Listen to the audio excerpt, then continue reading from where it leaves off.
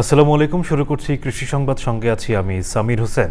এখনকার এই সংবাদ আয়োজন একই সঙ্গে চ্যানেল আইয়ের ইউটিউব চ্যানেল এবং চ্যানেল আইয়ের ওটিটি প্ল্যাটফর্ম আই স্ক্রিনে লাইভ স্ট্রিম হচ্ছে। অতিবৃষ্টির কারণে যশোরে অধিকাংশ কৃষক অপুষ্ট পাট কেটে ফেলেছেন। এতে ফলন ও মান দুটি কম হচ্ছে। কৃষকের দাবি, বাজারে যে দাম রয়েছে তাতে কৃষকের উৎপাদন খরচ উঠলেও লাভ হচ্ছে না। যশোর প্রতিনিধি আকরামুজ্জামানের রিপোর্ট। দেশের দক্ষিণ পশ্চিমাঞ্চলের জেলা যশোর ধান ও পাট চাষের জন্য খুবই উপযোগী। কয়েক বছর ধরে জেলায় পাট চাষের সংখ্যা বাড়লেও অনাবৃষ্টির কারণে কৃষক লাভের মুখ দেখতে পারেনি। আর এবছর অতিবৃষ্টিতে জমিতে জলাবদ্ধতা সৃষ্টি হওয়ায় পাট কাটার উপযুক্ত সময়ের আগেই কেটে ফেলতে বাধ্য হয়েছেন।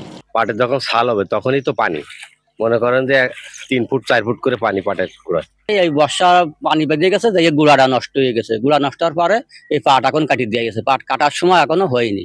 কৃষক জানান, চলতি বছরে জুন মাসের শুরু থেকেই অতিরিক্ত বৃষ্টি হচ্ছে। জমিতে পানি জমে থাকায় পাটের অনেক চারা মারা গেছে। অবশিষ্ট চারাগুলো স্বাভাবিকভাবে বাড়তে পারেনি। বিলি এমন সময় আমাদের বিল তলায় গেল, যখন পাট বাড়বে এই সময় গেছে তলাইয়ে। তারপরে জোন কিষান নিয়ে কাটতেছে, লাভের অংশ চোখে দেখতে পাচ্ছি। এই পাটের দাম এখন চলতেছে 35-36, কিন্তু আমাদের 4000 হলেই ভালো হয়। জলাবদ্ধতার কারণে পাটের ক্ষতি হওয়ায় ফলন কম হলেও পাটের বাজার মূল্য ভালো পাচ্ছেন বলে জানাই কৃষি বিভাগ। আমাদের পাটের যে ফলন হয় 9.5 মণ পার বিঘাতে, সেটা থেকে হয়তো অল্প কিছু কম পাচ্ছেন।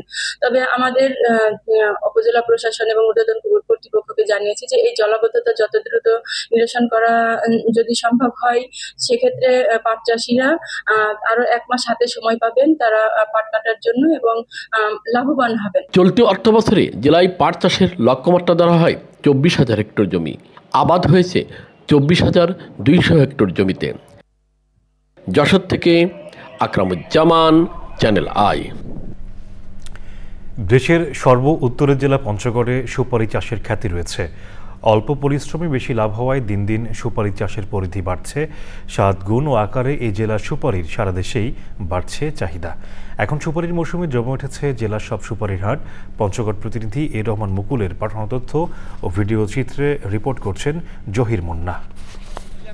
পঞ্চগড় জেলার সাপ্তাহিক হাটগুলো এখন জমে উঠেছে সুপারি বেচাকেনায়। কাঁচা, পাকা, ছোট বড় এবং রং বেরঙের সুপারিতে ভরে উঠেছে জেলার বড় সুপারি বাজার টুনির হাট। আগে আমরা খাবার জন্য সুপারি লাগাইছি, এখন সুপারির দাম ভালো বলে আমরা আরো চতুর্থ সাইডে আবার গাছপালা লাগাইছি। সুপারির যে বিক্রিটা হচ্ছে যে হারে, অন্য আবার না করার থেকে আমাদের সুপারিটা খুব লাভবান দেখা যাচ্ছে। গত সিজনে সুপারি যে বাজার ছিল তার চেয়ে এবার 4 গুণ বেশি।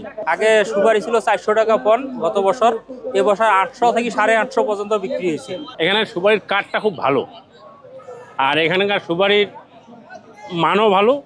পার্টি বিভিন্ন দূর থেকে পার্টি আসে। মোটামুটি পার হাট কয়েক কোটি টাকা সুপারি বিক্রি হয়। উত্তরের এই জনপদের সংস্কৃতির সঙ্গে মিশে আছে পান সুপারি।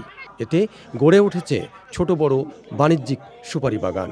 কৃষি বিভাগের হিসাবে জেলায় এবার 652 হেক্টর জমিতে রয়েছে সুপারি বাগান।